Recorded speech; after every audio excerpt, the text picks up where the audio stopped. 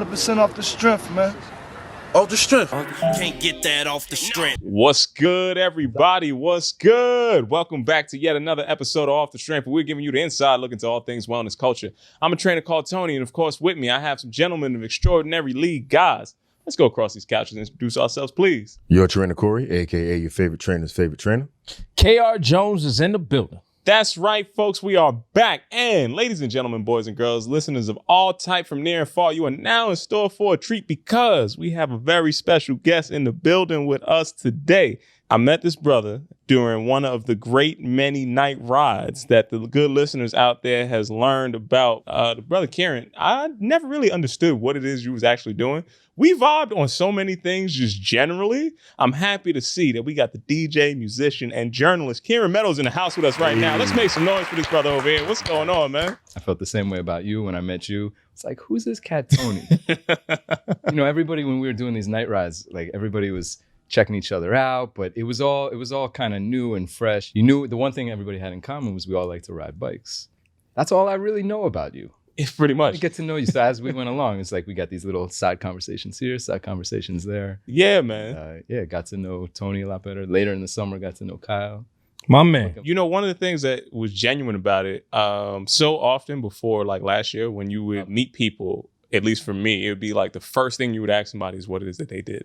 And I feel like we had a whole friendship build before I even got a chance to actually understand where that was all coming from, man. So I again, just shared interest. I was like, yo, this brother's into music. Yo, he's into a lot of the same fitness stuff. He's interested in all this and never actually understood where that's going. So I can't wait for the listeners to actually hear and understand where you're going on that side. Which, by the way, is something that's rare in New York City. Exactly. A lot of times the first thing when you meet people, it's like, what do you do? Yeah. Say what you do. How much is your rent? Where you live? Mm-hmm. If somebody asks me Where how your much my mama rent stay, is, yeah. where your grandmama stay. Yeah. Never ask me that on the intro. No, it's not. Dude, How much you paying rent? Respectfully. Yeah. The response is not going to be What respectful. circles are you moving in, fam? All right. We going to just act like that's not a thing. That's a thing. No, it shouldn't be. I've never heard that. You should not. What's in your savings and your checking? We gonna get this ready to rock. My brother, we got to set my man Kieran up the right way. Does anybody want to throw that over to my man? My guy, you know how it goes. You listen to the show. You know what the question is coming. Where were you when you first fell in love with this fitness wellness thing? I have an interesting relationship with wellness in general. So my parents, super progressive, super new age, hippie folks. And, they brought me up vegetarian. Food was always like a major thing, eating healthy since I was young. I don't really know any other way from back then. Obviously, like later in my life, I, figured out my own diet situation, which we could talk about at some point. But that was like a huge thing. And then my parents were doing yoga.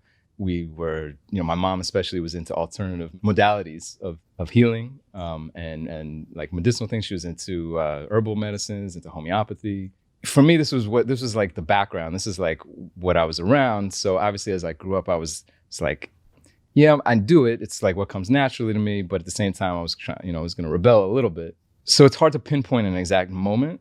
I would say that I was extra exposed to it because my parents, they took us to this place called Omega Institute in upstate New York. This is like in the late 80s. It's like super hippie. We're talking like, 15, 20 years after the major hippie movement was happening. And I guess the 70s even more so. Anyway, by the late 80s, Omega was a lot of meditation, a lot of yoga. They had a week called Family Week. My parents took me over there during the summertime, and it was like, it's like hippie camp, and like all the kids are running around, you're eating vegetarian meals. So I'm very blessed. I was brought into this, as a young kid.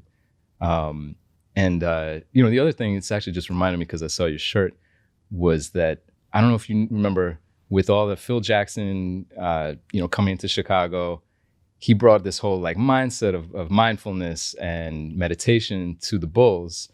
And then I guess later to the Lakers, I'm assuming.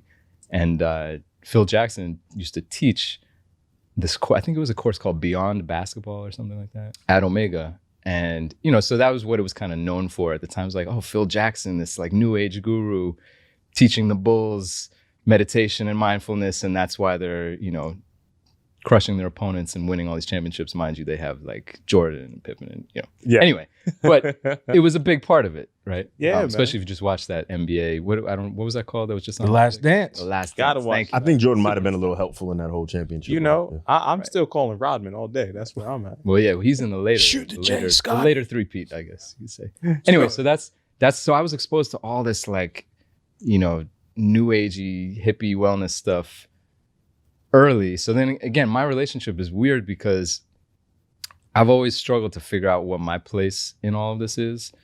And, you know, it took me years to get into meditation. Really, I've only gotten into meditation in a consistent way only in the last 4 years. And, you know, things like yoga, I still don't do yoga, but we all have to find our own path. So there's not just one kind of wellness that you could do, right? You know, for me, I love riding bicycles. So, and that's another thing.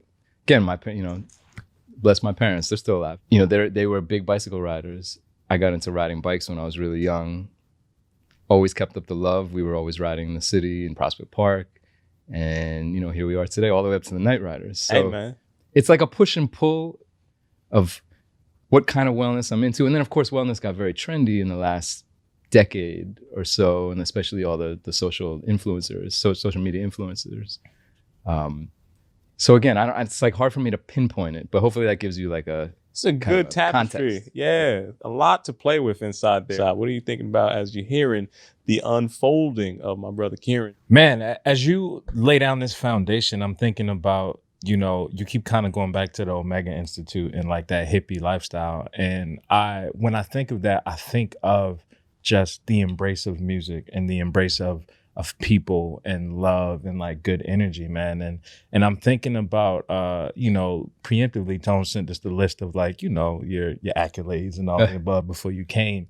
No doubt. And man, I'm just looking at the list of places that you've DJ'd at that like has so much energy back in the day. I'm thinking of like the Kinfolk and like the Louis and Chan and Lot 45 and Friends and Lovers, like all of these different Brooklyn vibes that is everything you speak of, where you would hear that Caribbean influence or you would hear the vibes. Like one of the best things I learned about being in New York was find a dope DJ, follow them wherever they go.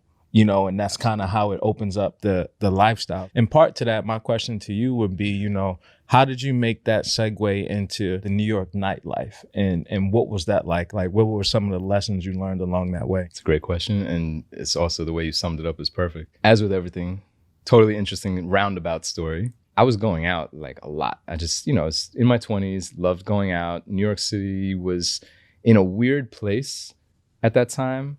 You know, the city's always cycling through spots, right? So there's always the new spots, and then that becomes the spot. And then that's not the spot anymore. There's a new spot. That's the We don't go spot over that there everybody's no more. like, oh, Are you still over there? you remember that spot? Yo, you still over there, man? We over here now. So a lot of going out. I love dancing. I love moving. So that's a big, you know, I love music. So I just love to move. So I did a lot of that. And then I was like, wait, I DJ'd. Why don't I get back into DJing now that I'm seeing everybody with laptops suddenly? Like I could do that again. So I got back into it, went crazy hard into collecting music in the digital realm. And in the digital realm, it's like, you could have everything in the world. So that's what I ended up doing. And then obviously file sharing, you know, out of the 2000s was huge. So it was like everybody had music and everybody was sharing music and you're downloading. And so got really into that and was like, I could do this again. Of course, I'm super rusty, but at the same time, I have that confidence in the back of my head where I was like, man, I've been doing this since the 90s. And man, I could actually mix.